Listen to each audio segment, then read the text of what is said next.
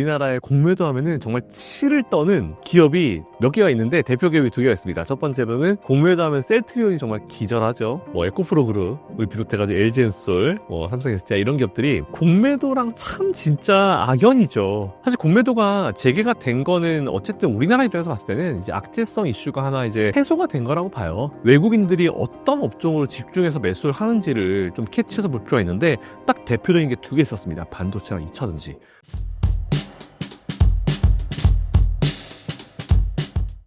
네, 저는 김선영의 이클래스라는 유튜브를 따로 운영하고 있고요. 뭐 그 밖에 한국경제TV도 나가고 있고 다양한 채널을 나가면서 뭐 제가 그래도 조금 이제 투자 기간이 길어서 뭐 그 사이에 느낀 것들을 여러분들께 조금이라도 도움을 좀 드리고 싶어서 활동하고 있는 김선영이라고 합니다. 삼성전자 주가가 5개월 만에 6만 원대를 회복한 배경이 무엇인가요? 삼성전자는 뭐 제가 계속 작년에도 말씀을 드려왔었던 대로 이제 일단 뭐 인적인 부분, 그죠? 사람 이제 내부에서 이제 이런 인력 관련된 부분이 조금 이제 만족스럽지 못했었죠, 사실은. 이제 원래 그 삼성전자라고 하는 기업은 잘 아시겠지만 우리나라 최고의 IT 기업이고 전 세계적인 IT 기업인데 아무래도 IT 기업이라고 하면은 뭐 미국 회사들을 들어봤을 때 거의 CEO들이나 아니면 거의 회사를 앞에서 이끌고 있는 분들이 거의 그 업종에 정말 미쳐있는 분들이 CEO를 하고 있어요. 근데 이제 삼성전자 같은 경우는 사실은 이제 그렇지 못한 분들이 아무래도 이제 임원급에 좀 이제 어떤 결정권자에 올라가면서 그동안 많이 실수했죠, 사실은. 그것 때문에 사실 HBM도 지금 이렇게 삼성전자가 굉장히 어려운 시간을 겪고 있는 그런 부분인 것 같은데 그래도 최근에는 다시 조금 그래도 뭔가 전문가 위주로 세팅이 되어서 좀 안정감 있게 회사를 좀 운영할 수 있지 않을까라는 그런 기대감을 가지고 있었지만 또 안타깝게도 또 몇 주 전에 안타까운 또 사고가 있었죠. 한종희 부회장님이 돌아가시면서 타워를 이제 헤드타워 자체를 지금 뭔가 잃어버려가지고 그 자리를 노태문 이제 전 임원께서 다시 한번 지금 잠시 임시직으로 하시고 계신 걸로 알고 있는데 뭔가 삼성을 봤을 때는 이게 뭔가 악재가 터지려니까 정말 이런 것까지 터지고 정말 다양하게 터지는구나라는 그런 생각이 되게 많이 들어요. 그나마 좀 다행인 거는 이번에 이제 관세가 발표가 됐어요. 뭐 우리나라 시간으로 현재 촬영 기준으로 어저께 새벽에 발표가 됐는데 다행히 반도체 쪽 이쪽 라인들은 몇 개 업종 자체는 기존에 있었던 그 세율을 그대로 뭐 얘기하겠다라는 얘기하면서 그나마 조금 다행인 것 같은 느낌이 좀 들긴 들지만 여전히 미국과의 어떤 관계 그리고 이제 삼성전자 같은 경우는 엔비디아 측에다가 HBM을 아직까지 공식적으로 납품하지 못하고 있는 뭐 수요를 못 맞췄다라는 이유가 제일 크겠죠. 그것 때문에 아직까지는 좀 방향성 자체를 잡기는 어려운 것 같긴 합니다. 근데 사실 삼성전자가 뭐 반도체가 좀 많은 매출 비중을 차지하고 있긴 하지만 다양한 포트폴리오, 사업의 포트폴리오를 가지고 있는 기업이에요. 뭐 다행히 최근에 뭐 갤럭시도 잘 팔리면서 휴대폰도 좀 살아나고 있고 디스플레이도 어쨌든지 간에 중국의 열심히 따라오고 있는 중국을 계속 새로운 기술을 만들어내면서 이제 초격차를 만들어가면서 벌려내고 있는 그런 상황이기 때문에 일단 반도체 쪽만 뭔가 컨셉이 잡히고 정신만 좀 차리면 이제 주가 올라가는 건 사실 금방일 거라고 생각합니다. 하지만 지금 당장 여러분들께 무조건 삼성전자를 많은 비중으로 매수하십시오라고 하기에는 좀 무리가 있어요. 관심을 가지시고 매수를 지금 모아가시는 시점은 괜찮아요. 오히려 뭐 난 적금 대신에 삼성전자를 모아요 하시는 분들은 전 괜찮게 보고 있거든요. 근데 큰 금액을 한 번에 지금 삼성전자 지금 타이밍이니까 바닥이니까 들어가라라고 하기에는 아직까지 조금 불확실성이 좀 남아있기 때문에 조금은 네, 같이 좀 지켜볼 필요가 있다라는 생각을 가지고 있습니다. 최근 이재용 회장의 사직생 발언의 의미는 무엇인가요?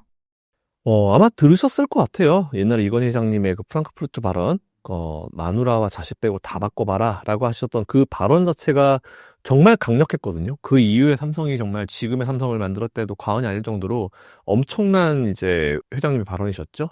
그래서 사실은 그 이후에도 그런 얘기가 되게 많았어요. 저조차도 그런 말씀을 드렸지만 제2의 프랑크푸르트 선언 같은 수준의 어떤 멘트들이 나와줘야 된다라는 그런 말씀을 많이 드렸는데 이번에도 이제 뭐 다양한 어떤 채널을 통해 가지고 이제 이재용 회장님의 그런 어떤 의사를 그렇게 반영을 이제 멘트를 했다라고 하니까 확실히 뭔가 좀 정신 차리자라는 그런 느낌인 것 같아요. 그러면서 원래 삼성이 이제 삼성전자가 3톱 체제에서 이제 2톱 체제로 바뀌었었죠. 다 안타깝게도 근데 그 2톱 체제에서 정말 중요했었던 한종희 부회장님께서 갑자기 돌아가시면서 노태문님께서 이제 다시 그 자리로 올라오셨는데 어쨌든 뭔가 한번 해보려고 노력을 하고 있는 그런 과정인 것 같긴 합니다. 그래서 이번에 그 선언 자체로 이제 전체 임원들이나 아니면 회사 직원들 좀 뭔가 분위기 쇄신을 좀 했으면 좋겠다라는 생각을 가지고 있는데 과거의 삼성이 그걸 좀 찾았으면 좋겠어요. 일단 근데 뭐 과연 어느 정도 임팩트가 있을지는 좀 지켜볼 필요가 있을 것 같다는 생각을 좀 가지고 있습니다. 아직까지 잘 모르겠어요, 진짜. 최근 이재용 회장의 중국 관련 적극적 행보가 의미하는 바가 무엇인가요? 근데 사실 삼성은 지금 사업적으로 판단하기가 참 되게 애매한 시점이긴 해요. 왜냐하면은 삼성 반도체에서 어쩔 수 없이 삼성 반도체에서 지금 레거시 반도체가 되게 중요합니다. 뭐 HBM이나 이쪽도 지금 열심히 따라가려고 노력을 하고 있는데 이쪽 따라간다 해가지고 그렇다고 이제 레거시 반도체 쪽에 대한 매출을 포기할 수는 없거든요. 왜냐면 지금 당장 너무 많은 비중을 차지하고 있고 되게 중요한 어떤 매출이기 때문에 그 부분을 어떻게 포기할 수가 없는 부분이고 레거시 반도체 매출의 또 상당 부분을 또 중국이 차지하고 있기 때문에 지금 그 중국을 뭔가 좀 중국에 한번 가서 얘기를 안 해볼 수가 없었을 것 같습니다. 근데 한편으로는 지금 이제 어쨌든 트럼프 행정부가 이기가 들어서면서 이제 누가 보더라도 중국을 제일 많이 때리고 있잖아요. 그러니까 그 발걸음 자체가 중국으로 이제 이동하는 것 자체를 되게 좀 부담스러웠을 거예요. 왜냐면 미국이 보고 왜 삼성이 중국을 가지? 저기서 뭐 하려고 하지? 이런 식으로 얘기를 할 수 있는데 어쨌든 지금 이제 미국이 제일 경계하고 있는 거는 최신 반도체, 진짜 HBM이라든지 이런 정말 최신 반도체가 그 기술이 중국으로 넘어가는 거를 다 제한을 하고 있잖아요. 그래서 어떻게 보면은 답은 뻔한 것 같아요. 최신 반도체 아니잖아요. 레거시 쪽이잖아요. 그렇기 때문에 이재용 회장이 중국을 가는 거는 최신 반도체 때문은 아니고 레거시 때문에 가는 거다. 그럼 이제 기존의 중요한 삼성전자의 반도체 매출을 어느 정도 좀 지키고 유지를 하려고 직접 가서 한번 출장을 간 거구나. 이렇게 결론을 내리는 게 어떻게 보면 되게 당연한 것 같아요. 네, 그렇기 때문에 우리 신형도 아니고 우리 신형 뭐 잘 안 되고 사실 신형 되면 엔비디아 쪽에다 넣어야 되는데 그게 안 들어가고 있잖아요. 그러니까 중국 가면은 당연히 우리 레거시 반도체 때문에 지금 가는 거다라고 하는 걸 알 수 있으니까 아마 그 이유가 제일 클 것 같습니다. 그래서 아마 삼성도 좀 되게 참 이 회사 내적으로도 진짜 어려운 일이 너무 많은데 이제 외부적으로도 이런 이제 해외 미국이나 이런 뭐 정치 이런 것들도 신경 써야 되는 상황이기 때문에 뭔가 판단하기가 참 어려울 거다라는 생각을 가지고 있는데 그래도 그나마 최근에 중국에 간 거는 많은 분들이 의아하셨을 수는 있어요. 지금 중국을 간다고? 미국의 눈치가 안 보여? 이런 생각이 있으셨을 텐데 우리 전 좀 다르게 해석해가지고 오히려 이재용 회장이 중국을 떳떳하게 갈 수 있는 거는 앞에서 말씀드린 대로 최신 반도체가 아니고 레거시 쪽 공정, 레거시 반도체 쪽에 대한 어떤 이 매출 그리고 이제 그쪽 기업과의 어떤 관계 뭐 중국의 어떤 이런 부분들 그런 걸 생각하려고 하는 거구나 라고 좀 답이 명확해지더라고요. 네, 그러고 나서는 그렇구나 하고 넘어가고 있는데 그것도 괜찮죠. 한쪽은 그렇게 잘 열심히 하고 있지만 당연히 이제 다들 노력하고 계시겠지만 HBM 이제 4로 넘어가면은 삼성이 좀 가져와야 되는 시기가 됐기 때문에 그거 좀 잘 됐으면 좋겠어요. HBM4 시장에서는 삼성전자의 활약을 기대할 수 있을까요? 일단 HBM4는 HBM3E까지와는 이 시스템 자체가 완전히 다릅니다.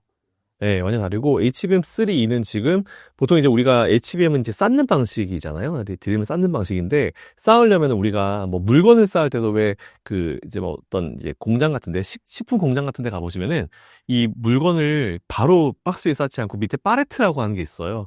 거기다 파레트가 있고 거기 위에다 쌓은 다음에 거기서 이제 랩을 감아가지고 이제 그걸 이제 지게처럼 들어가지고 이제 옮기잖아요. 그래서 이 파레트 역할을 하는 게 베이스 다이, 본딩 다이라고 부르는 게 있어요. 그래서 그 다이가 밑에 있고, 거기 위에다 이제 적층식으로 쌓아가는 방식인데, HBM3E까지는 이게 SK 하이닉스도 가능했습니다. 그 베이스 다이를 만들 수 있었는데, HBM4로 넘어가면은 그 베이스 다이 자체도 초미세 공정이 들어가기 때문에, 이거는 이제 SK 하이닉스는 못하죠. 네, 이건 삼성전자 하지만 할 수 있습니다.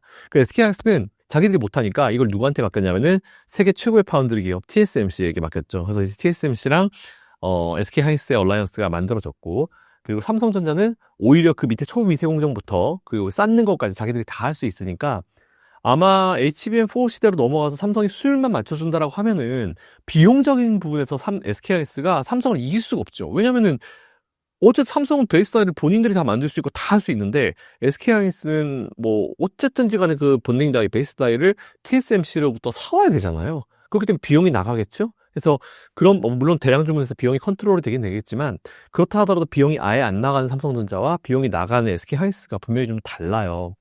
근데 뭐 SK 하이닉스나 아니 이런 기업들도 다이를 막 실리콘에서 유리로 바꾸고 유리기판을 바꾸고 막 이런 기술들도 지금 되게 많이 만들어지고 있어서 기술 개발로 결국 이제 그것들을 컨트롤하려고 노력은 되게 많이 하고 있는 상황인데 일단 HBM4 시대는 그래서 삼성전자가 한번 해볼 만하다. 그리고 이번에 주총에서도 얘기했지만 삼성전자가 HBM4 시대부터는 정신 차려서 하겠다라는 그런 내용을 한정희 부회장님이 하셨죠? 들어가신 한정희 부회장님이 말씀하셔가지고 어쨌든 그런 내용들이 지금 삼성이 그리고 있는 그런 현 상황이기 때문에 일단 HBM4를 보실 때 그쪽 시장을 바라보실 때는 아 그런 포인트가 있구나라고 한번 생각해 보시면 좋을 것 같고요. 어쨌든 그렇기 때문에 새로 넘어가는 시대, 그러니까 빠르면 올 하반기 내년 초 뭐 이 정도 될 텐데 삼성전자가 과연 어느 정도 해주냐에 따라 가지고 분위기는 천차만별로 바뀔 수 있거든요. 근데 삼성은 거의 지금 사활을 걸고 있어요.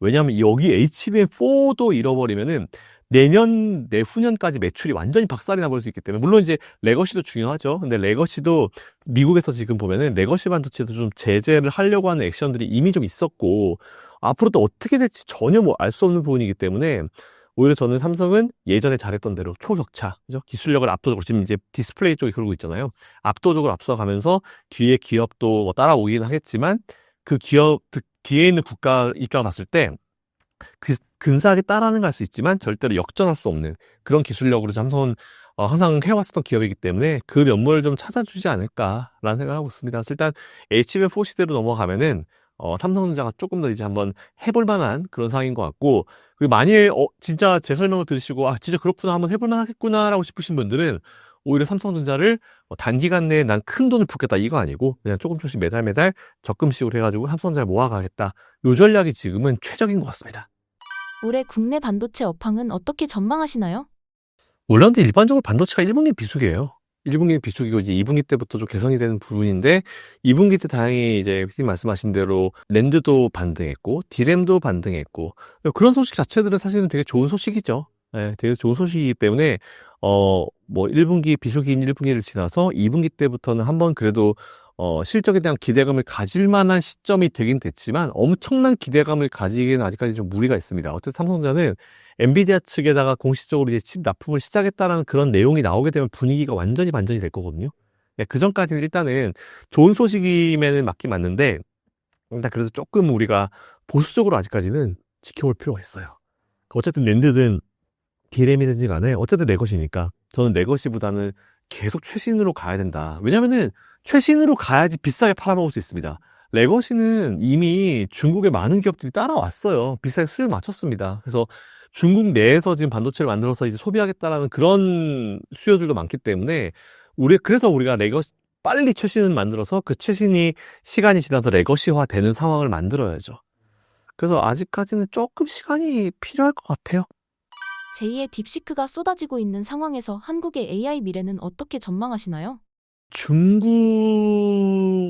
그런 어떤 일반적인 것들을 봤을 때, 저는 사실 그렇게 되게 좋게 생각은 안 하는데, 이걸 또 긍정적으로 한번 해석을 한번 해볼 필요는 있을 것 같아요. 뭐냐면은, 사실은 어떠한 새로운 업종이 나오게 되면은, 그 업종에 대해서 이제 이 비용의 효율화를 처음에 못 합니다. 일단 비용을 때려 붓는 거예요, 무조건. 때려 부어가지고 언제가 될지도 모르고 막 붓는 거고, 새로운 업종이기 때문에 거기에 관련된 사람들도 사실 상대적으로 높은 비용을 부릅니다. 그러다가 나중에 어느 정도 이 산업이 일상화되면은 경쟁자들끼리 서로 경쟁적으로 가격을 낮추면서 균형 가격을 찾아가는 게 일반적인 산업의 기본 이 플로우거든요. 근데 AI 이쪽은 잘 아시겠지만 워낙 지금 다들 달라붙고 있잖아요. 막 달라붙고 있고, 예전에 막 무슨 뭐 닷컴 버블 때가 생각나는데, 그때는 뭐 회사 이름에 뭐뭐닷컴 뭐뭐 이런 것만 붙으면 그냥 그런 기업 상장하면 그냥 상한가 가던 시절이 있었어요. 그러니까 저는 그래서 막 지금 닷컴 버블이랑 비슷하다 이렇게 이제 말씀하시는 분도 많은데, 그때 사실 저는 닷컴 버블을 경험을 해본 사람으로서 그때 당시에는 그냥 진짜 정말 이름만 닷컴인 기업들이 많았습니다. 실적 안 만들어지고 진짜 뭐뭐닷컴 이렇게 하면 무조건 상한가 가던 시절이었거든요. 지금은 기업들이 어쨌든 실적을 만들어내고 있어요. 뭐 손쉬운 기업이라도 가가지고 물어보면은 우리는 지금 당장이라도 수익 전환할 수 있는데 지금 아직까지는 아니기 때문에 지금 일단 있는 거다 이렇게 얘기를 하거든요. 그리고 아시겠지만 챗 GPT라는 게 나왔는데, 저도 사실은 이제 챗 GPT가 없던 시절로 돌아가고 싶지가 않아요. 네, 그 저희 회사도 챗 GPT 직원을 도입을 해가지고 지금 컴퓨터 4대가 돌아가고 있거든요. 네, 그런 것처럼 확실히 리서치 능력이나 이런 거 되게 뛰어납니다. 자, 그런데 어쨌든 이제 새로 시작한 산업이고, AI라는 걸 우리가 옛날부터 AI라는 단어는 있었지만 챗 GPT가 나온 지 뭐 몇 년 됐어요, 사실은. 그렇기 때문에 초반에는 막 서로 경쟁적으로 달라붙어가지고 막 엄청난 비용을 이제 청구하게 되는데, 중국같이 이렇게 비용을 좀 싸게 상대적으로 이제 정제적인 비용으로 괜찮은 서비스를 만드는 이런 국가나 아니면 기업이 나오게 되면은 거기랑 그 낮은 가격과 그 높은 가격, 미국의 일반적인 기업들 높은 가격이 서로 주거니 받거니 하면서 적정 가격이 만들어지게 됩니다. 뭐 시장은 항상 원래 보는 시장 가격이라는 거는 그게 적정 가격을 찾아가는 게 이제 일반적인 패턴인데, 그래서 오히려 저는 그런 걸 봤을 때 중국이 그래도 시장 가격을 어느 정도 맞춰줄 수 있는 좋은 역할을 하고 있구나. 예, 이렇게 좀 해석을 했어요. 아무튼 그래서 일단 뭐 그런 부분들을 봤을 때, 경쟁적으로 많이 나오죠. 보니까 이제 최근에 이제 마윈 회장도 컴백시켰더라고요. 그러면서 이제 알리바바에서도 AI 기술이 나온다라는 이런 내용이 나왔는데, 해당 기술을 이렇게 만드는 기업들이 많으면 많을수록 서로 경쟁이 되기 때문에 제가 예전에 테슬라만 혼자서 열심히 가던 때에도 아, 이렇게 혼자 달리면 이건 성장성에 언젠가 문제가 오는데 라이벌이 있어야 돼요. 서로 긴장감을 줄 수 있는 라이벌이 있어야 되는데 그게 없어서 사실 테슬라가 되게 좀 안타까웠죠. 그 이후에 물론 주가가 한번 쉬었다가 다시 올라갔다가 최근에 다시 쉬고 있는 그런 상황인데 AI는 그런 입장에서 봤을 때는 좀 긍정적인 것 같습니다. 서로 경쟁하고 가격 맞춰가고 균형 가격 찾아가고 이런 시스템이 좋은 것 같아가지고 단기적으로 좀 영향을 줄 수 있는데 중장기적으로는 그 우리가 소비자로 입장에서 봤을 때는 우리가 좀 더 편안하게 이용할 수 있는 그 가격대로 이제 이용 가격이 내려올 수 있을 것 같아가지고 그렇게 보면 중장기적으로는 좀 긍정적이지 않나 소비자 입장에서 네, 그렇게 생각하고 있습니다. 최근 2차 전지 주가와 업황에 대해서 어떻게 보시나요? 2차 전지가 최근에 이 얘기는 해야 될 것 같아요. 2차 전지는 공매도가 제기가 됐잖아요. 그러면서 이제 원래 우리나라에 공매도 하면은 정말 치를 떠는 기업이 몇 개가 있는데 대표 기업이 두 개가 있습니다. 첫 번째로는 공매도 하면 셀트리온이 정말 기절하죠. 네, 정말 셀트리온은 공매도 세력과 정말 이제 악연이고, 게다가 또 이제 2차 전지로 오게 되면은 뭐 에코프로 그룹을 비롯해가지고 LG엔솔, 뭐 삼성 SDI 이런 기업들이 사실 공매도랑 참 진짜 악연이죠. 그래서 이 공매도라는 단어만 나오면 정말 진짜 막 경기를 일으킬 정도로 투자자분들 되게 싫어하시는데, 이번 주 31일부터 이제 공매도가 재개가 됐습니다. 근데 사실 공매도가 재개가 된 거는 어쨌든 우리나라 입장에서 봤을 때는 이제 악재성 이슈가 하나 이제 해소가 된 거라고 봐요. 근데 딱 그 시점에 뭐 미국에서 또 세금도 이제 발표가 되고 그리고 관세도 발표가 되고 우리나라도 이제 오늘 이제 아마 이제 결론이 나오는데 이제 정치적 이슈 이런 것들이 해소가 하나씩 되고 있는 그런 과정인 것 같아요. 그래서 근데 중요한 포인트가 뭐냐면은 우리나라 증시가 어쨌든 단기적으로 크게 반등하던 시기가 분명히 최근에도 몇 주는 있었어요. 그 시기 때 외국인들이 어떤 업종으로 집중해서 매수를 하는지를 좀 캐치해서 볼 필요가 있는데 딱 대표적인 게 두 개 있었습니다. 반도체랑 2차 전지. 2차 전지를 매수하더라고요. 포스코홀리스, 에코프로그룹, 그리고 LG엔솔 이런 기업들을 매수를 하더라고요. 그래서 저는 오히려 그거 보면서 이들도 이제는 우리나라의 대표 업종이고 우리나라 시장을 이끌 만한 업종이라고 생각하는구나라는 그런 게 직관적으로 느껴지더라고요. 근데 물론 이제 공매도가 들어와가지고 이제 문제가 될 수 있다라고 하는데 일반적으로 보면 이제 공매도 하면은 딱 떠오르는 진짜 공매도랑 정말 최악의 악연인 미국 기업이 하나 있습니다. 테슬라죠. 테슬라는 저기 밑에 주가가 밑에 있을 때부터 전기차 한다고 했을 때 모든 사람들이 달려들어가지고 안 된다라고 했었던 기업이에요. 그리고 뭐 잘 아시겠지만 이제 이 테슬라 자체도 공장 자체가 디폴트 될 수 있었던 위기가 몇 번 있었던 기업이고 당장 다음 주 혹은 당장 며칠 후까지 이 정도를 팔지 못하면은 진짜 디폴트가 되는 그런 최악의 상황을 계속 이겨왔었던 기업인데 그 사이에 당연히 그렇게 불확실한 얘기들이 많이 나오니까 테슬라 쪽 공매도를 되게 많이 했겠죠, 사람들이. 근데 어쨌든 근데 일론 머스크는 그 모든 것들을 퍼포먼스를 보여주고 이제 계속 보여주면서 그걸 이겨서 밟아서 이겨온 기업이에요. 그렇기 때문에 공매도 재개가 중요한 게 아니고 그 회사가 얼마나 잘하는지가 제일 중요합니다. 왜냐하면은 예를 들어서 뭐 한 A라는 기업의 공매도를 엄청 했습니다. 근데 그 A라는 기업이 실적 잘 만들었고 기업 나와가지고 주주 친화 정책 엄청 하고 주주들이랑 대화 잘하고 진짜 그런 식으로 회사 이끌잖아요. 그러면 주가가 올라갈 수밖에 없어요. 그렇게 되면 당연히 주가가 올라가게 되면은 공매도를 쳤던 세력들 자체는 그걸 쇼커버링 치기 위해서 다시 주식을 매수하면서 주가가 더 올라버리게 되죠. 그러니까 오히려 저는 공매도의 진짜 문제는 공매도 세력들도 저는 이제 공매도를 탓하기보다는 불법 공매도 있죠. 그러니까 뭐 이런 전산화되지 않은 이런 시스템들 그런 것들을 빨리 이제 제대로 좀 세팅을 한 다음에 공매도를 해야 된다. 불법 공매도, 무차익 공매도는 정말 말이 안 되는 거예요. 그거는 진짜로. 공매도라는 상품도 사실은 증권사들 자기들이 먹고 살려고 만든 건데 거기다가 무슨 불법 공매도까지 만들면은, 아니, 돈이 왔다 갔다 하고 그래야지, 뭐, 말도 안 되는 짓들 하고 있어요. 그걸 갖다가 이제 우리가 시스템적으로 잡아낼 수 있게 아마 오늘부터 그 시스템이 이제 아마 활동이 시작하는 걸 알고 있는데, 어쨌든 중요한 포인트는 그런 불법적인 공매도가 없다라고 봤을 때, 이제 없겠죠? 우리나라 이제 금감원이 뭐 최선을 다해서 준비했으니까. 그래서 이제 공매도 제기했으니까. 자, 이런 가운데 진짜 중요한 거는 그 기업입니다. 그 기업에서 아무리 언론 누가 떠들고 누가 뭐라고 얘기한다 하더라도 자기들이 퍼포먼스를 보여주면 돼요. 실적, 그리고 실적이 나쁘다 하더라도 주주들과 충분한 소통을 통해서 우리가 지금 실적은 이렇게 됐는데 이 분기엔 이렇게 될 것 같습니다라는 그런 것들을 서로 의사소통을 되게 잘해주게 되면은 그 기업의 주가는 알아서 올라갑니다. 주주들이 알아서 올려줘요. 근데 제가 지난번에 인터배터리도 갔다 왔지만 우리나라 대표 배터리 관련 기업들을 몇 군데 가가지고 제가 의견을 물어보려고 거기 나와 있는 직원들을 컨택을 했었어요. 근데 사실 제가 그 기업을 언급을 하면 안 될 것 같아요. 언급을 하면 안 될 것 같은데 굉장히 실망을 많이 했고, 그리고 그 중에서도 굉장히 이 기업은 정말 역시구나 하는 기업이 있었습니다. 네, 근데 저 좋은 기업만 말씀드릴게요. 사실 제가 인터배터리를 갔다 와가지고 거기 직원들과 컨택하면서 오히려 정말 대답을 정말 최선을 다해서 들었었던 기업이 있었는데, 그 기업 중에 하나는 포스코 퓨처엠.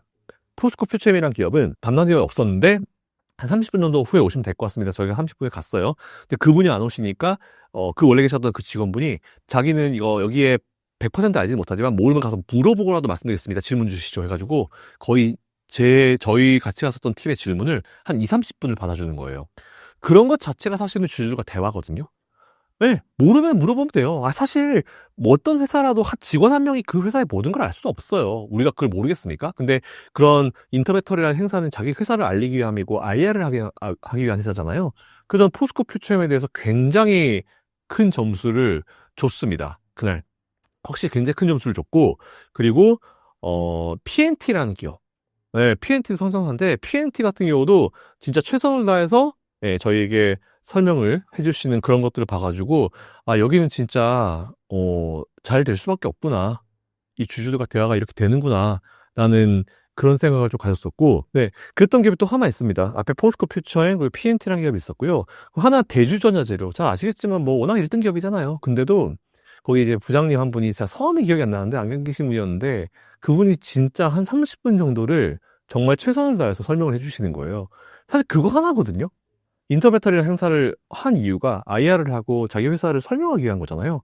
근데 주주들이 와가지고 똑같은 걸 20분을 물어보든 30분을 물어보든 똑같은 걸 질문할 수 있죠. 근데 그거를 귀찮아했었던 기업들도 분명히 있었습니다. 네임밸류가 굉장히 높았음에도 귀찮아했던 기업도 있었거든요. 그래서 저는 그 기업을 앞으로 절대 멘트를 하지 않을 생각이에요.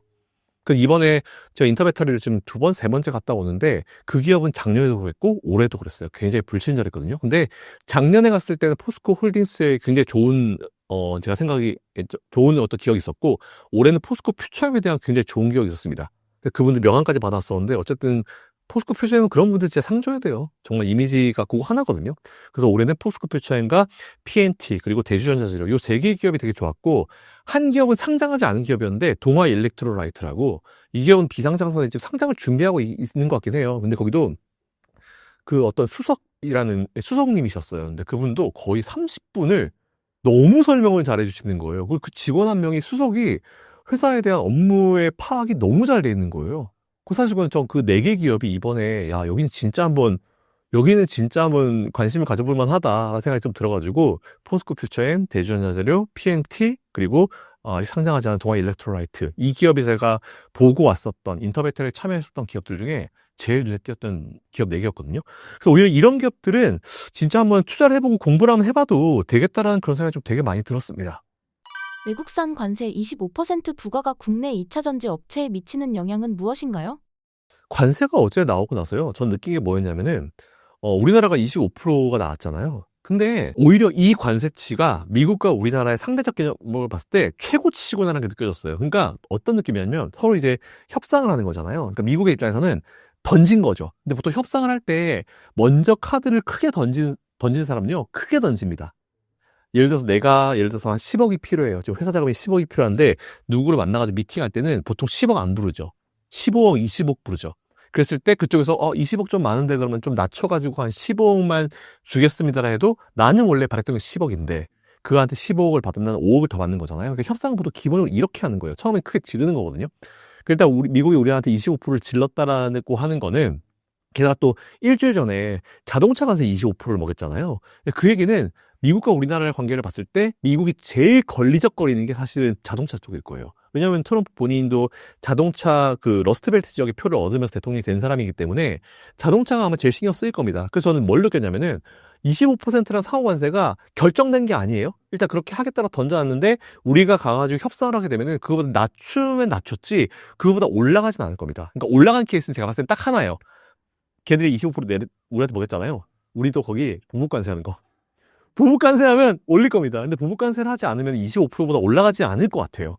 자, 그렇기 때문에 일단 지금 현재 상황에서 이제 협상력이 되게 중요하다고 판단되고 있고, 근데 우리나라 기업은 아시겠지만 이미 정말 많은 기업들이 미국에 진출했습니다.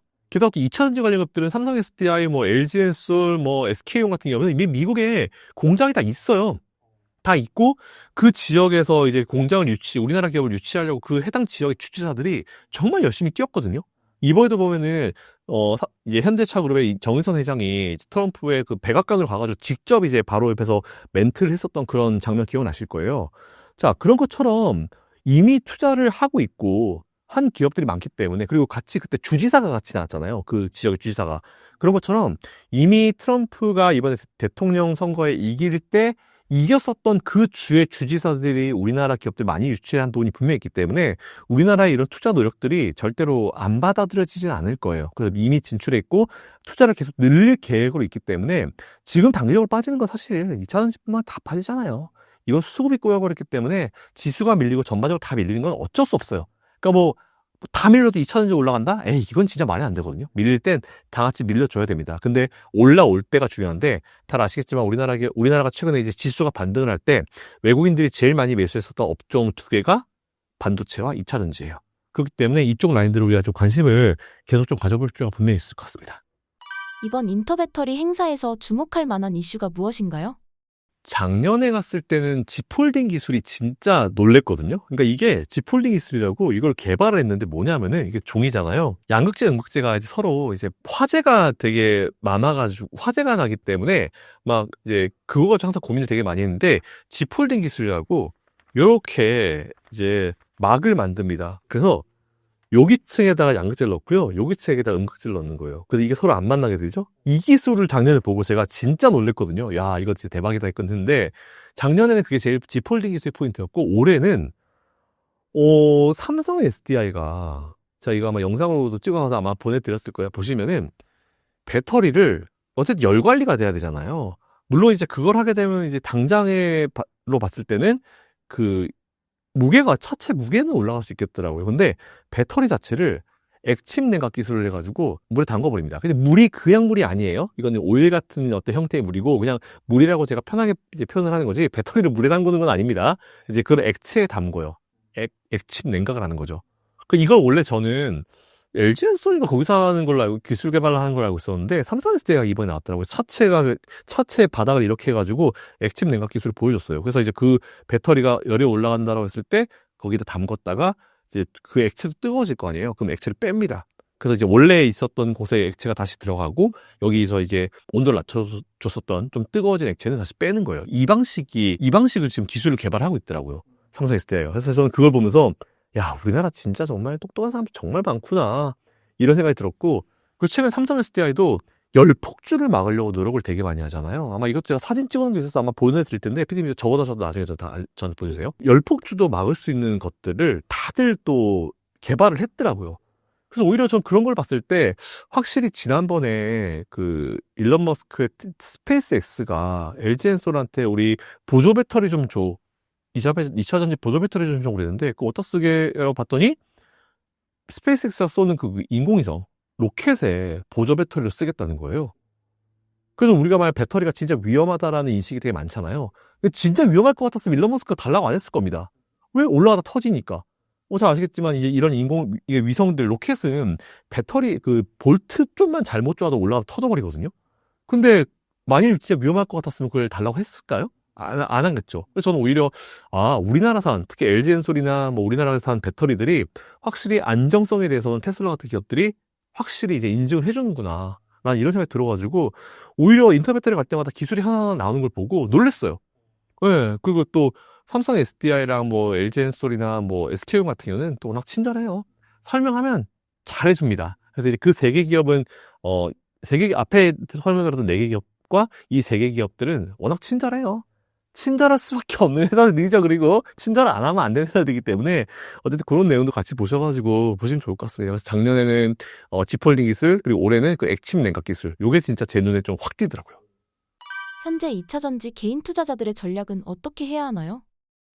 그러니까 사실 저는 2차 전지는 지금 뭐 똑같습니다. 저는 그냥 뭐 빠지든지 어쨌든지 간에 조금씩 계속 모아가는 전략이 좀 맞다 보는데, 사실 우리가 주식할 때 보면은 진짜 바닥을 잡아내는 게 정말 너무 어렵거든요. 근데 저는 뭐 제가 올해 초부터도 이제 어느 정도 말씀을 드리지만 2차 전지는 지금 바닥을 확인하는 과정인 것 같아요. 진짜 진바닥 근처인 것 같아가지고 계속 말씀드린 대로 이제 매수는 여러분들이 이어가셔도 될 것 같습니다. 예, 이어가시면 될 것 같은데, 종목에 대해서는 뭐 제가 만일 뭐 이거 괜찮다라면 언급 안 한 기업들에 대해서 제가 또 의문부를 다실 수 있잖아요. 근데 확실히 저는 아까 제가 말씀드렸던 오늘 7개의 기업들, 네, 그 기업들은 확실히 주주들을 위한, 전 사실 주주들을 위한 기업들이 결국 잘 간다 봐요. 왜냐하면 우리나라 분들 잘 아시잖아요. 주주들을 진짜 위하면은 주주들이 알아서 기업 챙겨줍니다. 오히려 진짜 금감원이 그 회사 막 내가 투자하고 있는 이 좋은 회사를 뭐 금감원이나 다른 외적인 요소들이 막 공격을 하면요, 막아줘요.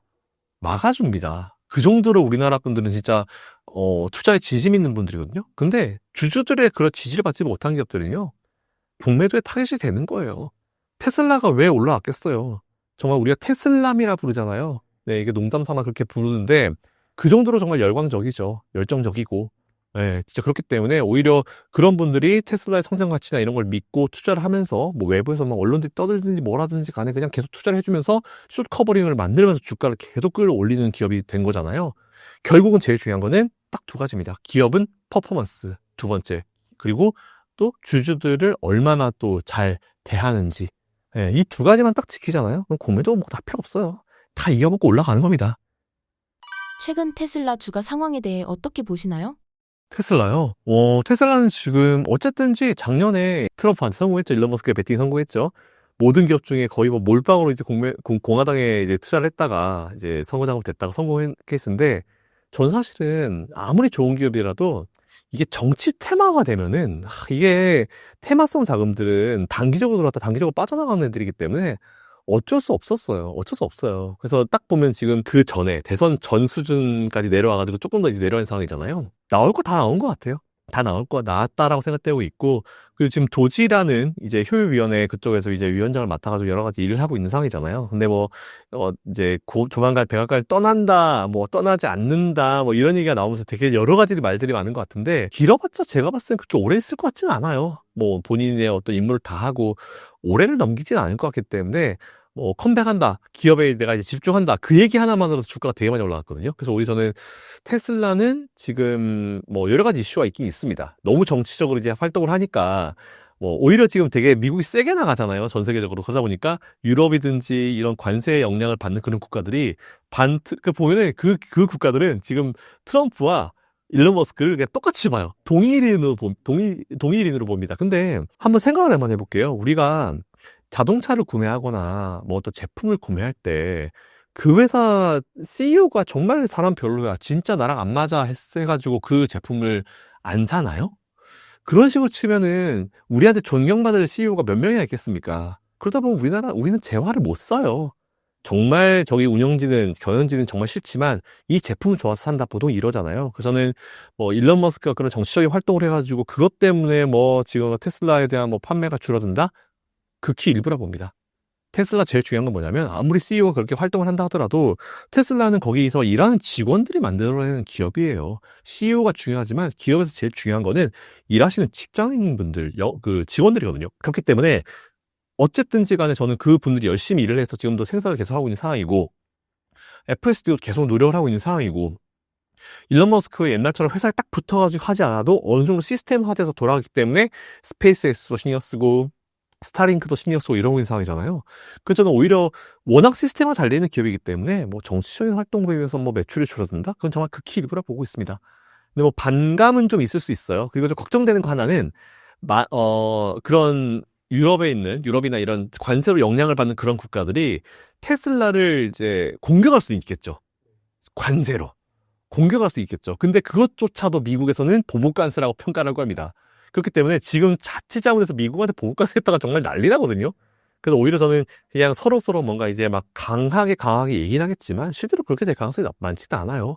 많지는 않다 보고 있어가지고 일단 저는 테슬라에 대해서는 지금 눌림이 있을 때 오히려 지금은 계속 매수를 하고 투자를 하셔야 되는 시점이다라는 기존의 의견을 그대로 유지할게요.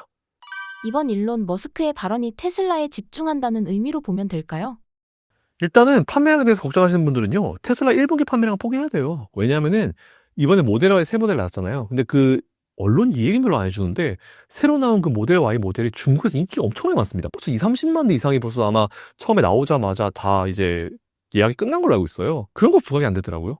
1분기에 뭐 생산량이 떨어지고 수출량이 떨어지고 이런 얘기가 나오는데 테슬라에 대한 수요는 그대로 살아 있습니다. 제가 봤을 때. 그래서 정치적인 부분으로 영향을 받는 거는 극히 일부이고 단기적으로 끝날 거라 보고 있어가지고 그거 가지고 테슬라의 어떤 펀더멘탈이나 퀄리티를 이 회사에 대한 이미지를 바꾸는 거는 아닌 것 같아요.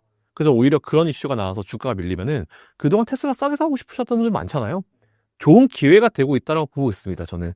그렇기 때문에 테슬라는 지금 무조건 매수 쪽이 맞다라고 좀 보고 있어가지고 그거는 잘 참고하셔가지고 투자해보시면 좋을 것 같아요. 테슬라 모델 Y 인기가 어느 정도 수준인가요? 일단 테슬라한테 제일 중요한 그 국가 중에 하나가 중국이잖아요. 뭐 중국에서 뭐 이미 뭐 한 30만 대 이상 정도의 어떤 그 예약 건수를 가지고 있고, 모양이 너무 이쁜 거예요. 저도 모델 Y를 봤는데 모양이 너무 이쁘더라고요. 기존 거보다 확실히 좀 많이 개선이 된 부분이 있어가지고 결국 자동차는 기본 퀄리티 더하기 디자인이잖아요. 네, 그래서 제가 옛날에 디자인하면 생각나는 게 현대차가 참 디자인이 안 이뻤을 때 현대차는 진짜 디자이너만 좀 바꿨으면 좋겠다 했는데 해외에서 되게 유명한 게 페라리였나 람보르기니 디자이너를 모시고 오면서 완전 디자인이 바뀌었잖아요. 그것도 사실은 저는 자동차에 영향을 좀 많이 준다 봐요. 그리고 오히려 저는 그렇게 막 해외에서 그런 어떤 이슈들보다는 다 자동차 디자인 바꾼 게 결국은 그 회사, 그 자동차 매출에 굉장히 큰 영향을 미치거든요, 그게. 네, 그래서 오히려 그게 더 크다라고 생각하고 있습니다. 테슬라의 자율주행 기술이 더 이상 압도적 1위가 아니라는 이야기가 있는데요. 테슬라 주가에 어떤 영향을 미칠까요?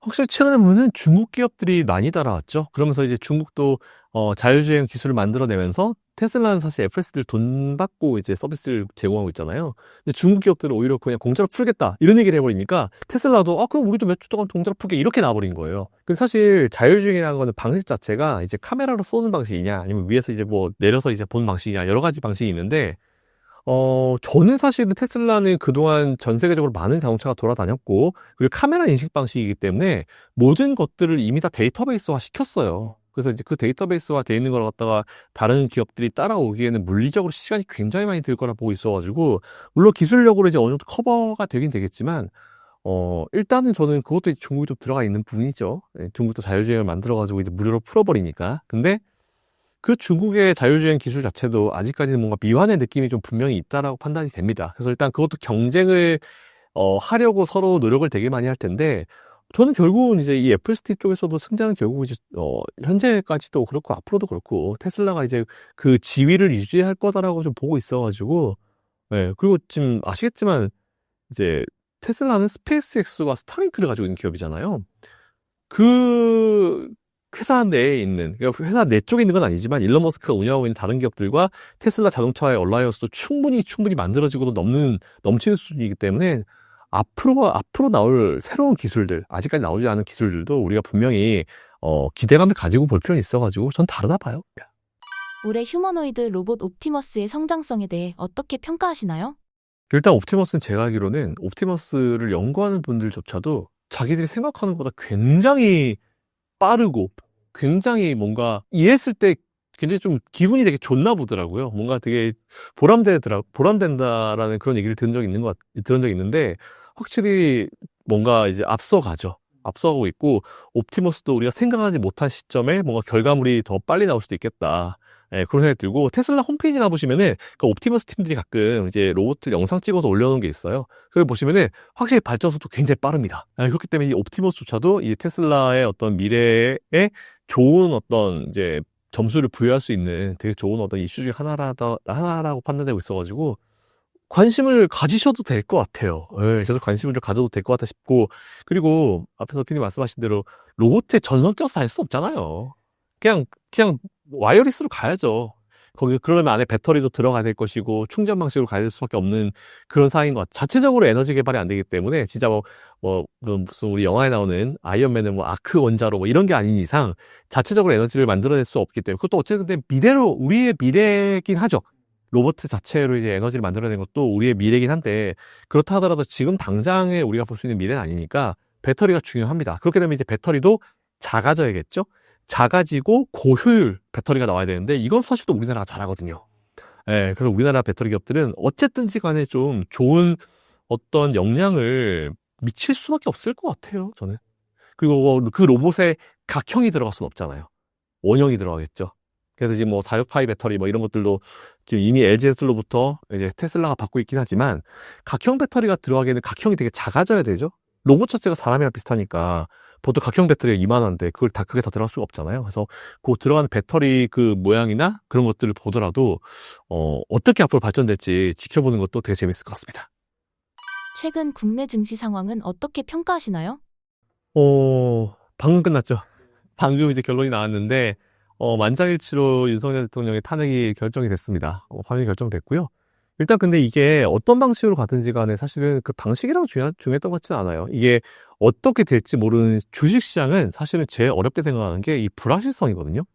불확실성이라는 걸 제일 두려워하는데 작년 연말부터 우리나라는 이제 불확실성에 휘말릴 수밖에 없었습니다. 정치적으로. 어쨌든 우리나라의 모든 거를 결정해주는 그 헤드쿼터가 이제 정말 없었기 때문에 이제 좀 되게 안타까운 부분이 있었죠. 뭐 특히나 지금 최근에 이제 미국과의 관세에 따라서도 분명히 협상을 해줄 만한 이제 우두머리가 있어야 헤드가 있어야 되는데 그게 없었던 부분이 우리나라 참 되게 불확실성을 많이 줬어요. 근데 일단 탄핵 결정이 됐고 방향성이 나왔기 때문에 오늘자로 이제 우리나라의 이 정치적 불확실성은 사라졌다라고 좀 보시는 게 맞는 것 같습니다. 그럼 이제 우리나라는 또 대선을 준비해야겠죠. 자, 어쨌든 이제 우리나라가 최근에 보면은 되게 많은 이 불확실성들을 제거했습니다. 첫 번째, 공매도 제거했죠? 공매도가 31일 날 재개가 되면서 그거에 대한 우려감이 일단 사라졌어요. 물론 앞으로 공매도가 앞으로 영향을 주겠지만 그런 부분들은 어떻게 정리가 됐으니까 그건 우리가 참고해보면 될 것 같고 두 번째, 그동안 도대체 관세를 얼마나 먹일까? 우리나라 관세율이 얼마나 될까? 했던 부분도 어저께 새벽에 관세를 나왔죠. 25%라는 관세를 나왔고 그것도 이제 불확실성은 어쨌든 악재가 노출된 부분 그리고 마지막 세 번째로 작년 연말부터 우리나라 시장에 영향을 줬던 이 정치적 불확실성도 오늘 제거가 됐습니다. 자, 이로 인해서 당장 우리나라에 영향을 미칠 만한 어떤 외부적인 그리고 이제 국내 어떤 손쓸 수 없는 그런 이슈들은 다 정리가 된 게 맞아요. 그러면 이제 제가 봤을 때는 올해 상반기는 우리나라 증시가 이대로 뭐 돌발 악재 이슈가 발생하지 않는 이상 오늘 기준으로 봤을 때는 우리나라 증시가 올 상반기는 반등해서 올라가는 게 맞습니다. 네, 그래서 일단 긍정적으로 좀 평가를 하고 있습니다. 국내 증시의 반등 폭은 어느 정도 수준일까요? 현재 지금 우리나라 지수가 2,470포인트 정도 되고 있는 것 같아요. 마운탄의 결정 나왔고 2,470포인트 정도 되는 것 같은데 일단 올 상반기에 저는 2,700포인트 이상은 가능하지 않을까. 적어도 10%는 이상은 올려 붙여야 정상일 것 같아서 일단 올 상반기 기준으로 최소 2,700포인트 최소입니다. 최소 2,700포인트 이상은 되지 않을까라고 생각하고 있습니다. 코스피 기준으로. 만약 대한민국에 새 대통령이 생기게 된다면 관세 부분은 긍정적으로 생각해도 될까요? 일단은 중요한 포인트가 뭐냐면 우리나라는 25%라는 관세가 들어왔고 뭐 25%, 26%한테 25% 관세가 들어왔고 이 관세가 우리나라와 미국과의 상대적 관세 중에 가장 높은 수치일 거예요. 우리나라는 미국한테 사실 보복은 안 할 거거든요. 그냥 뭐 최후 강국하기도 하고 사실 미국도 우리나라 필요하고 우리나라도 미국이 필요하기 때문에 서로 상생할 수 있는 그런 관계에 있어요. 그렇기 때문에 저는 오히려 이제 새로 대통령 선거를 새로 해야겠죠? 그래서 그분이 시작하자마자 진짜 일이 많을 겁니다. 제일 중요한 거는 미국과의 관계를 개선을 해야 되기 때문에 바로 이제 아마 경제 협력단을 꾸릴 거예요. 그래서 이제 삼성부터 시작해서 이제 우리나라 삼성, 현대, 뭐 SK 뭐 이런 그룹들 대표님, CEO들을 쭉 모시고 하나 만들어가지고 미국으로 건너가야죠. 가서 이제 미국과 협상을 해가지고 우리가 줄 수 있는 걸 주고 특히 우리나라가 조선 같은 경우는 미국이 우리나라 조선 되게 필요하잖아요. 그러니까 한화를 비롯해서 이제 미국에 좀 우리가 줄 수 있는 걸 주고 그리고 그로 인해서 우리가 좀 받아올 수 있는 거 받아오고 이런 식으로 협상이 좀 빠르게 진행될 수 있을 것 같아가지고 일단은 중요한 거는 불확실성은 사라졌으니까 지금부터는 이제 중요한 포인트는 이제 뭔가 빨리 대선을 진행하고 그리고 이런 협상 테이블을 빨리 만들어가지고 하는 부분이 지금은 제일 중요한 것 같아요. 우리나라 대선이 국내 증시에 끼칠 영향은 무엇인가요? 아마도 변동성 요인은 될 수도 있어요. 이제 2분기 내에 변동성 요인은 될 수 있는 부분이 또 분명히 지금은 사실 보면은 민주당 쪽에서는 명확한 대선 후보가 있죠. 그리고 이제 국민의힘 측에서는 아직까지 좀 되게 많은 분들이 거론이 되고 있어서 한 명이 아니잖아요. 그렇기 때문에 누가 후보로 되냐에 따라 가지고 또 분명히 우리나라가 정치적으로 단기적으로 움직일 수 있습니다. 근데 사실 그 이 집단이, 여야 집단이 같이 생각하고 있는 거 분명히 있어요. 지금 우리나라 국민들 경제 너무 어렵습니다. 그리고 증시 상황은 너무 어려워요.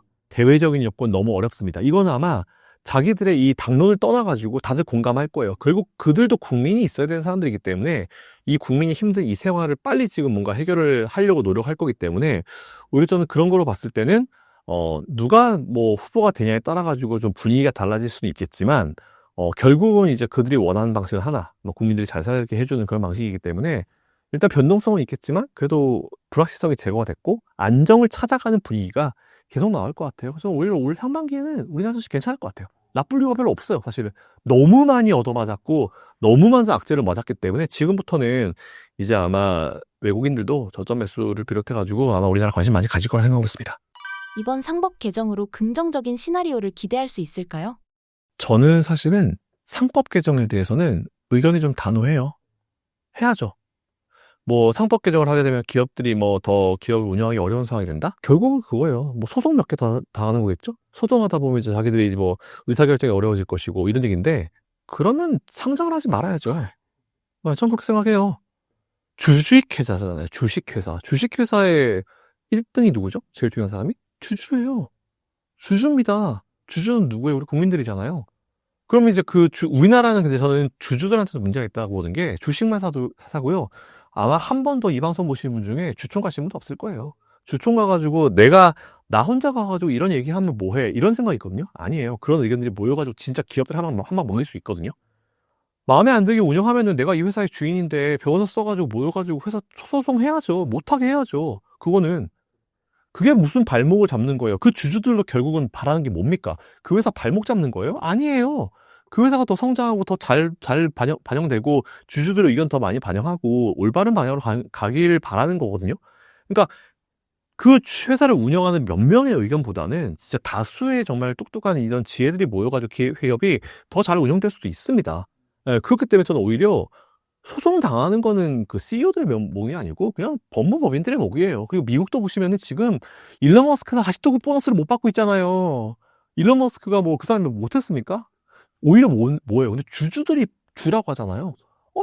일론 머스크가 단계별로 목표를 세워가지고 그거에 대해서 이제 인센티브를 받아가겠다 하는 건데 그거를 갖다 목표 그 기간보다 훨씬 더 빨리 달성을 했어요. 주주들 입장에서는 당연히 줘야죠. 금액이 크든 말든 뭔 상관입니까? 줘야 될 돈이 많아졌다? 그만큼 주가가 올라갔다는 얘기잖아요. 미국은 그래요. 우리나라 주주들도 똑같은 생각을 가지고 있을걸? 주가만 올리라고. 그럼 당신들 인센티브를 얼마 가져갔는지 상관없어요, 솔직히. 우리도 많이 벌게 해주면 당신도 많이 가져가라고. 이건 너무 당연한데, 자기들만 많이 가져가려고 하고, 우리 주주들은 못 챙기게 하니까 이게 문제인 거예요. 그런 마인드 자체를 바꿔야 됩니다. 회사의 주인은요, 주주예요. 싫으면 왜 상장해요? 상장하지 말아야지. 그래서 저는 상법 개정을 통해서 회사가 발목이 잡히나? 그건 너무 우리 국민들과 너무 우리 주주들을 무시하는 거예요. 네. 이거는 정치적인 이슈가 아니에요. 여야의 이슈가 아닙니다. 좌우의 이슈가 아니에요. 주주를 어떻게 보는지에 대한 부분이기 때문에 이거는 단호하게 바꿀 건 바꿔야 됩니다. 분명히 명확하게 바꿀 건 바꿔야 돼요. 저는 그렇게 생각해요. 예전부터 오래 투자한 분들은 이미 높죠. 그러니까 뭐 주주 한 분이, 근데 사실 저는 그것도 되게 괜찮은 좋은 문화라 봤는데 한 명이 반대를 해가지고 이렇게 일이 벌어진 거잖아요. 그분이 주식이 많지는 않아요. 이런 문화가 나쁜 문화일까요? 저는 되게 좋은 문화라 보는데 그런 소액 주주들의 의견이 반영돼가지고 전체의 의견을 그렇게 할 수 있는 문화. 근데 저는 그 법원의 문제가 좀 있다고 봐요. 법원이 별로 안 좋아해요. 델라웨어였죠. 안 좋아하잖아요. 그래서 일론 머스크 열받아가지고 본사 옮겨버렸잖아요. 그런 것도 좀 있는 것 같아요. 결국은 그것도 정치적인 문제인데 이게 짜증나는 거죠.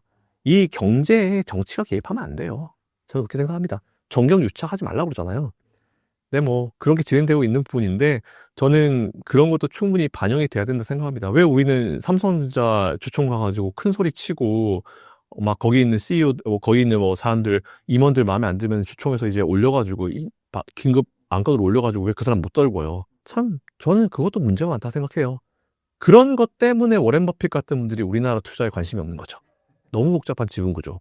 이것도 사실은 좀 중장기적으로 우리가 좀 바꿔나가야 될 더 이런 선진국화 되는 이런 경제 시스템을 만들어가기 위해서는 언젠가 바뀔 미래라고 봐요, 저는. 언젠가 바꿔가야 될 미래라고 봐요. 근데 지금은 저는 선진국, 우리나라 경제 선진국 아니에요. 후진국이에요. 그런 마인드를 봤을 때, 기업의 마인드를 봤을 때 후진국입니다. 저는 여전히 그렇게 생각하고 있어요. 미국 주식이 현재 흔들리고 있는데 어떻게 보시나요? 아마 작년부터 제 방송 쭉 보신 분들은 제가 작년 연말 분명히 말씀을 드렸어요. 올해 빠르면 1분기 중후반, 느려도 2분기 초중반에 한번 크게 온다. 분명히 조정하면 올 거다라고 말씀드렸고, 작년에도 제가 작년 상반기 때 분위기 좋을 때 올해 3분기 조심하시라고 말씀드렸을 때 작년 3분기 조정 크게 왔잖아요. 그러니까 저는 시장을 되게 긍정적으로 바라보고 여러분들한테 매수를 하십시오, 도망가지 마세요라고 얘기하는 사람이지만 중간에 조정이 예상되면 항상 말씀을 드렸었던 사람이에요. 작년 3분기 그리고 올해도 지금 딱 제 예상하는 그 기간 내에서 지금 이것들이 진행되고 있고, 오늘 미증시 보면은 일단은 어제 관세 발표되고 나서 나온 액션인데 보시면 그냥 미증시가 초반에 급락해서 그냥 그 상태로 끝났어요. 밀면서 끝나지 않았거든요. 딱 그 정도로 끝났어요. 그리고 지금도 시간 외에서는 애프터마켓에서는 M7들 다 반등했습니다. 그리고 되게 재밌는 거는 어제 같은 경우 우리나라 증시를 봤을 때 미국에서 그렇게 정말 관세를 큰 악재라고 했으면 우리나라 어제 달러 원 환율 위로 튀었을 거예요. 근데 어제 우리나라 원화 강세로 마감했거든요. 원달러는 떨어졌습니다. 그 얘기는 이거 그렇게 크게 신경 안 쓴다는 얘기예요. 네. 이미 알려져 있었던 내용, 그 안에서 진행됐다는 그런 내용이어서 오히려 저는 그래서 오늘 탄핵 이슈가 이 시장이 원하는 대로 뭐 방향이 어디로 가든지 저희는 그걸 논하는 방법이 아니기 때문에 그런 상관없이 불확실성만 제거가 되게 되면은 올 상반기는 어쨌든 반등이다라고 생각했는데 딱 그렇게 된 것 같아요. 그리고 이 조정은 충분히 예상을 할 수 있었던, 저는 충분히 예상을 할 수 있었던 조정이고 작년부터 말씀드렸던 조정이기 때문에 미국 주식은 지금 매수 기회라 생각합니다. 예, 지금 매수하시면 작년에 제가 그런 말씀드렸어요. 작년 1월 달에 좀 시장 좀 괜찮다가 좀 조정했을 때 지금 사면 연말에 괜찮을 거예요 라고 했을 때 괜찮았잖아요. 지금 똑같습니다. 올해 아마 1, 2월 달에도 제가 방송 출연해서 말씀드렸을 텐데 지금 미국 주식 매수하시잖아요. 올 연말에 괜찮으실 겁니다. 지금 무조건 고라고 판단해요. 그래서 네. 현재 주목할 만한 주식은 무엇인가요? M7이죠. 네, 무조건 M7이에요. 올해도 M7 위주고, 그리고 최근에 이제 엔비디아 많이 밀렸잖아요. 테슬라 많이 밀렸잖아요. 이런 기업들 관심 가지십시오. 저는 사실 M7 중에 뭐 한 두세 개만 골라주십시오라고 하면은 저는 그냥 테슬라랑 엔비디아 이렇게 뽑을 것 같아요.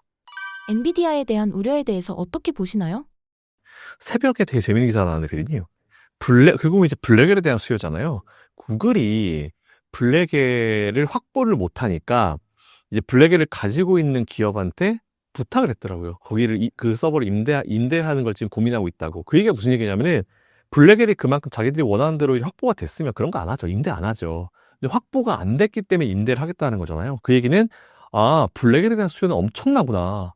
엄청나고 여전히 살아있구나. 이런 걸 바로 우리가 단편적으로 볼 수 있었던 굉장히 좋은 예시가 됐다라고 생각을 합니다. 네, 그렇기 때문에 저는 오히려 엔비디아는 지금 눌렸을 때 여러분들이 기다리셨던 그 기회가 아닌가라고 생각하고 있어요. 올해 개인 투자자들의 상반기 투자 전략은 어떻게 세워야 하나요? 좀 보수적인 것과 좀 공격적인 걸 좀 섞어서 말씀드리면은, 일단 저는 이번 주에 그냥 현금 있으시잖아요. 그러면 이번 주에 적어도 30에서 한 50%는 담으셔도 된다 봐요. 30에서 50% 정도 엔비디아 담고 싶으신 분들은, 예를 들어서 난 투자 자금이 있는데 그중에서 일부러 엔비디아를 담고 싶어, 타이밍 못 잡게 사신 분들은 엔비디아 투자하고 싶었었던 그 금액 있죠. 거기에 30에서 50%는 그냥 일단 오늘 밤이나 그냥 내일 하십시오. 하시고, 저는 이번 달 내에 엔비디아 추가 매수는 조금 마무리하셨으면 좋겠다라는 생각을 가지고 있어요. 네, 그렇습니다. 길게 갈 거 없을 것 같아요. 설사 4월 달에 매수하고 5월 달에 내려간다 하더라도 결국 12월 달에 저기 올라가 있을 것 같아요. 지금 미국 주식을 그 정도로 투자한다면 연말에 어느 정도의 기대 수익이 생길까요? 일단 지수 기준으로 현재보다 한 10에서 15% 이상. 네, 3대 지수 모두 다. 네, 그렇게 생각하고 있습니다. SPY나 부같이 S&P 500에 투자하는 그런 ETF 있잖아요. 그런 거 해보셔도 좋을 것 같아요. 그래서 뭐 아이들 뭐 적금 대신 사실 저는 그냥 SPY나 그러니까 SPY랑 VO가 티커거든요. 그래서 이제 그게 뭐 뱅가드에서 하느냐 어디서 하느냐 이 운용사가 다를 뿐이지 똑같은데, 최근에는 보니까 VO가 이 수수료를 낮췄다고 하더라고요. 그래서 이제 SPY를 제치고 부로 돈이 많이 들어왔다 이런 얘기 나오는데, 그것도 참고하셔가지고 해보시면 좋을 것 같아요. 신사임당 시청자분들을 위한 한마디 부탁드릴게요. 뭐 제가 예전부터 계속 말씀드렸지만 한 번 이런 시점이 필요해요. 뭐 근데 이게 항상 그렇죠. 시장이 좋을 때 내가 막 매수하고 싶어서 정말 안달이 났을 때 이때는 한번 조정와라 좀 눌러라 하거든요. 근데 진짜 막상 지금처럼 눌러버리면 손이 안 나갑니다. 근데 오히려 지금 왜 눌렀는지를 볼 필요가 있을 것 같고, 지금 막 이런 무역 이런 무역 문제 가지고 뭐 경기 침체가 올 수도 있다 하는데, 중요한 포인트가 뭔지 아세요? 인플레이션이 올라가서 뭐 경기 침체가 올 수 있다 뭐 이런 얘기 나오는데, 중요한 포인트는 지난번에 그 경기 침체 인플레이션 상황과 지금은 완전히 달라요. 그때는 의도할 수가 없었던 부분이었죠. 외적인 요건 때문에 이제 인플레이션이 계속 발생했던 거고, 이제 어떻게 답이 안 나오잖아요. 뭐 전쟁 이슈도 껴 있었고. 근데 지금은 오히려 어떻게 보면 미국 입장에서는 의도한 거잖아요. 그리고 트럼프가 뭐라고 했습니까? 당분간 우리는 무역 이거 적자 줄이기 위해서 오는 그런 위기도 감당하겠다 이렇게 얘기했거든요. 그게 뭐냐면은, 그리고 딱 그 시점에 맞춰서 연준도 금리를 더 이상 안 낮춥니다. 딱 그거 유지하고 있어요. 그 얘기는 낮추면은 그 오히려 미국의 안 좋은 상황이 왔을 때 낮추면 그게 어쨌든 공격적으로 이제 부양적으로 쓸 수 있는 그 구간이 남아 있는 거잖아요. 그렇기 때문에 오히려 저는 미국이 지금 뭔가 입을 잘 맞춰서 지금 운영이 되고 있다는 그런 부분이고, 의도된 거기 때문에 만일 그 상황이 오면은 미국이 쓸 수 있는 카드가 정말 많습니다. 트럼프 옛날부터 뭐 했어요? 금리 인상하지 마라, 돈 풀어라고 엄청 말씀 많이 했던 분이잖아요. 그렇기 때문에 어쨌든 어떤 상황이 오더라도 미국은 막을 겁니다. 그래서 오히려 전 지금은 미국 주식 투자는 하시는 게 맞다라고 보고 있고, 국내도 오늘자로 이제 불확실성이 다 제거가 됐기 때문에 투자를 하시는 게 맞다라고 보고 있습니다. 그럼 어쨌든 힘든 시간 잘 이겨내시고요. 지금 또 매수의 기회로 잘 삼으셨으면 좋겠습니다.